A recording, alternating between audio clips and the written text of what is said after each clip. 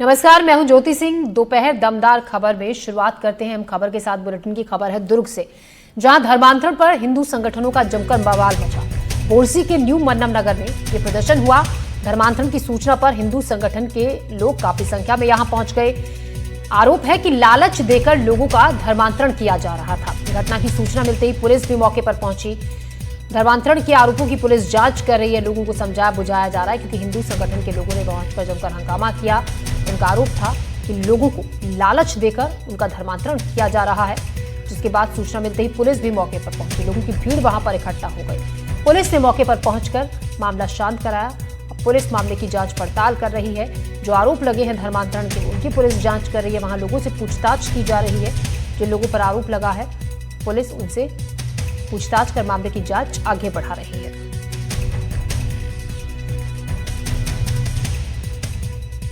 यहाँ एक विभूति पाल नाम का व्यक्ति है और किसी दौलत राम के घर को किराए में लेके यहाँ धर्मांतरण करता था, चर्च चलाता है पिछले 2-3 साल से।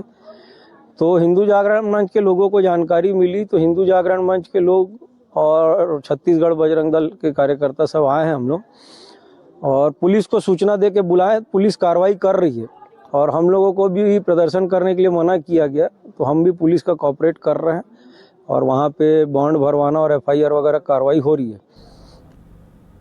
और इस खबर पर ज्यादा जानकारी के साथ चंद्रकांत शर्मा हमारे संवाददाता हमारे साथ जुड़ रहे हैं। चंद्रकांत, बताया ये जा रहा है कि पैसे देकर आरोप लगाया है कि धर्मांतरण किया जा रहा था, जिसके बाद जो हिंदू संगठन के लोग हैं काफी संख्या में वहां पर पहुंचे और जमकर हंगामा किया। फिलहाल क्या ताजा हाल वहां पर है?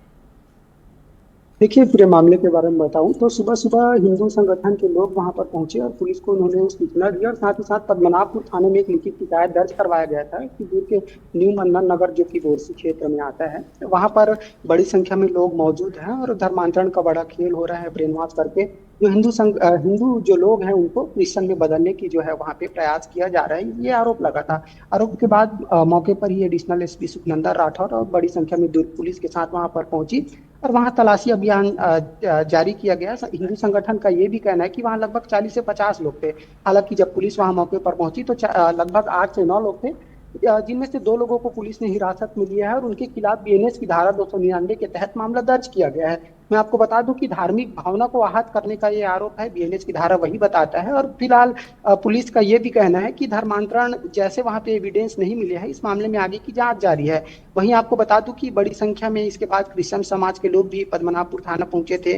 वो लगातार मांग कर रहे थे और कई मामलों को बताते हुए, उनका जिक्र करते हुए उनका कहना है कि जबरदस्ती हिंदू संगठन के लोग हमारे ऊपर या हमारे धर्म के ऊपर ये सवाल उठाते हैं, जबकि धर्मांतरण जैसे कोई ऐसा कुछ मामला सामने नहीं है। वहां पे सिर्फ उनका जो है वो प्रार्थना कर रहे थे अपने ईसा मसीह को। जी, फिलहाल क्या वहां पर स्थिति है, हम ये भी जानना चाहेंगे चंद्रकांत, क्योंकि बताया जा रहा है कि काफी हंगामा किया था हिंदू संगठन के लोगों ने वहां पर पहुंचकर। पुलिस को स्थिति को काबू करने में कड़ी मशक्कत भी करनी पड़ी थी। बिल्कुल, देखिए, लगभग 3 दर्जन से ज्यादा पुलिस के जवान मौजूद थे और फिर बाद में उनको जो है जिनके ऊपर कथित धर्मांतरण के आरोप है, 2 लोगों को यहाँ लाया गया है। उसके बाद बड़ी संख्या में यहाँ दोनों धर्म के लोग जुड़े हुए थे। क्रिश्चियन समाज के लोग भी यहाँ पे आए थे और हिंदू संगठन के लोग भी यहाँ पर मौजूद थे। और फिलहाल स्थिति अभी नॉर्मल है, लेकिन मैं जैसे कि दूसरी तरफ मैं तस्वीर दिखाने की कोशिश करूंगा तो धीरे धीरे यहाँ पर आप देखिए, मेरे पीछे आप जैसे देख सकते हैं कुछ लोग बैठे हुए हैं और ईसाई धर्म के ये लोग हैं, तो धीरे धीरे ये जुट रहे हैं। साथ ही साथ स्थिति को देखते हुए पुलिस बल भी यहाँ पे बढ़ा दिया गया है। अब आगे देखना होगा कि और इस मामले में किस तरह की कार्रवाई होती है, क्या कुछ जांच होता है, क्या कुछ तथ्य आते हैं। जी चंद्रकांत, क्या कुछ लोगों को पुलिस ने पूछताछ के लिए हिरासत में भी लिया है? कुछ ऐसी भी जानकारी कोई? बिल्कुल, 2 लोगों को पुलिस ने हिरासत में लिया और भी कई लोगों से बातचीत हुई है। तो 2 लोगों के खिलाफ ही बीएनएस की धारा 299 के तहत मामला दर्ज किया गया है, यानी कि उनको आरोपी बनाया गया है। लेकिन आरोपी धार्मिक भावना को आहत करने के मामले में बनाया गया है, ना कि धर्मांतरण मामले में। तो अभी भी पुलिस की जांच यहाँ पे जारी है, तो देखना होगा कि जांच में और क्या तथ्य सामने आता है, क्योंकि जिस घर में धर्मांतरण का आरोप है उसके आसपास पड़ोसियों से भी पूछा जा रहा है कि क्या इसमें धर्मांतरण का कोई खेल हो रहा था या आपकी जानकारी में क्या है।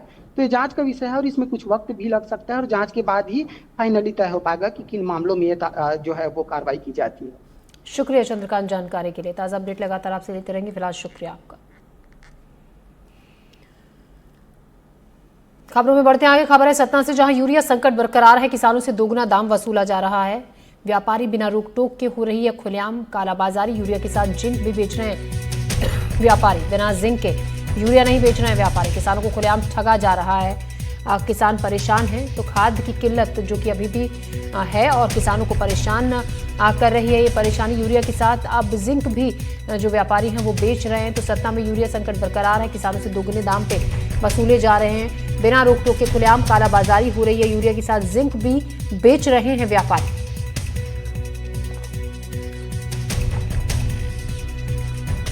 इस खबर पर ज्यादा जानकारी के साथ ज्ञान शुक्ला हमारे सहयोगी हमारे साथ जुड़ रहे हैं। ज्ञान, बताया जा रहा है कि यूरिया के साथ साथ जिंक भी व्यापारी बेच रहे हैं और बिना रोक टोक के दोगुना दाम किसानों से वसूला जा रहा है। जी, बताना चाहूंगा कि ये एक अत्यंत दुर्भाग्यपूर्ण पहलू है और किसान लगातार इस बात की शिकायत कर रहे हैं कि जिंक जो है, जिंक को एक कंपल्सरी एलिमेंट के रूप में कि अगर आपको खाद लेनी है तो आपको उसके साथ जिंक लेना पड़ेगा। दूसरा पहलू यह है कि जिंक की आपको कोई रसीद नहीं मिलेगी, कोई दस्तावेज नहीं मिलेगा।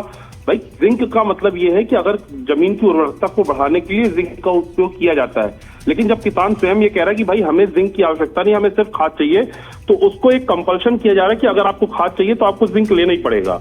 अब दूसरा पहलू यह है कि एक बिरसिंहपुर यहाँ का केंद्र है, तो बिरसिंहपुर में एक चेतन कृषि सेवा केंद्र है केशन, और वहां पर जो है 266 रुपए मूल्य है खाद का, और वहां पर 500 रुपए 600 रुपए प्रति बोरी के हिसाब से दिया जा रहा है खुलेआम। वहां सामने स्टॉक दिखाई दे रहा है, किसान जा रहा है तो मजबूरी में 266 रुपए की खाद वो 500-600 रुपए में लेने पर मजबूर है। अब तहसील कार्यालय के सामने की ये घटना है जिसका वीडियो ये लॉन्च हुआ है, तो अब सोचने लायक की बात ये है कि किसान एक तरफ लगातार परेशान है, उसकी धान की मक्का की फसल खड़ी हुई है और उसको पूरी उसकी निर्भरता खाद पर है। अगर सही समय पर वो खाद नहीं डाल पाएगा तो उसकी खेती अच्छी नहीं होगी।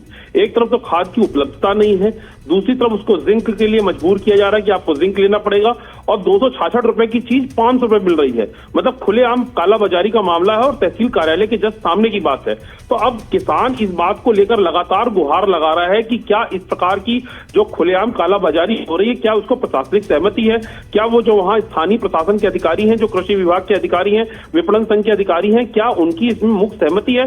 क्योंकि जब ये वीडियो वायरल हो रहा है, लगातार सोशल मीडिया में चल रहा है, तो क्या अधिकारी इसको संज्ञान ले नहीं रहे हैं कि लेना नहीं चाहते? ज्ञान तो कहीं ना किसान तो लगातार गुहार लगा ही रहे हैं और महीनों से लगा रहे हैं, हम देख रहे हैं, लेकिन किसानों की गुहार सुनी नहीं जा रही है। बहुत लंबे वक्त से ये देखी जा रही है बात। तो ऐसे में आपकी क्या जो भी संबंधित अधिकारी हैं, विभाग हैं, उनसे बातचीत इसको लेकर हुई कि जिस तरीके से खाद की कालाबाजारी की जा रही है, उनको मजबूर किया जा रहा है कि यूरिया के साथ साथ जिंक भी लेना होगा, डबल दाम वसूले जा रहे हैं, क्या कह रहे हैं वो? अगर इस पर आपकी किसी से भी बातचीत हुई है तो? नहीं, हमारी इसमें तमाम जैसे कलेक्टर महोदय से लेकर एसडीएम से हमारी लगातार बात हो रही है, तो उसका इम्पैक्ट शहरी क्षेत्र में देखने को मिल रहा है। जैसे सतना से प्रॉपर में एसडीएम रघुराज नगर के राहुल सलाडिया हैं, तो लगातार मॉनिटरिंग कर रहे हैं और ट्रांसपेरेंसी की जा रही है। लेकिन अब चूंकि ग्रामीण क्षेत्रों की मैं बात कर रहा हूं कि ग्रामीण क्षेत्रों में लगातार आपने देखा होगा कि सतना में चाहे वो नागौर क्षेत्र की बात हो, चाहे चित्रकूट मझगवां क्षेत्र की बात हो, बिरसिंहपुर क्षेत्र की बात हो, तो आए दिन किसान जो है सड़क पर उतरकर चकाजाम कर रहा है। पिछले दिनों आज से 4 दिन पहले सतना में 150 किसानों के खिलाफ एफआईआर दर्ज हुई रोड चकाजाम करने को लेकर। तो अब कोई भी किसान अपनी खुशी से कोई रोड तो चकाजाम करता नहीं होगा। जब वो इस स्थिति में बिगड़ जाती है कहानियां कि उसकी फसल पूरी बर्बादी के कगार पे हो जाती है, एक एक बोरी खाद के लिए वो भटक रहा है, 266 रुपए की चीज 500 मिल रही है। तो अधिकारियों का नियंत्रण सिर्फ शहरी क्षेत्र में है, लेकिन ग्रामीण क्षेत्रों में कहीं ना कहीं भर्रेशाही लगातार जारी है, कालाबाजारी जारी है कि 266 रुपए की खाद वो 500 और 600 रुपए में लेने पे मजबूर है। कहीं ना कहीं अत्यंत दुर्भाग्यपूर्ण है। जिंक को एक कंपल्सरी, हम जितनी स्टोरीज लगातार एनडीटीवी में दिखा रहे हैं, किसान लगातार इस बात की गुहार लगा रहा है कि हमें जिंक नहीं चाहिए, हमारी जमीनों को जिंक की कोई आवश्यकता नहीं है, लेकिन उसको एक कंपल्सरी एलिमेंट के रूप में कि अगर आपको खाद चाहिए तो आपको जिंक लेना पड़ेगा। एक आपकी मजबूरी ये है, और जिंक की हम आपको कोई रसीद नहीं देंगे, वो अनडॉक्यूमेंटेड आपकी सेल है।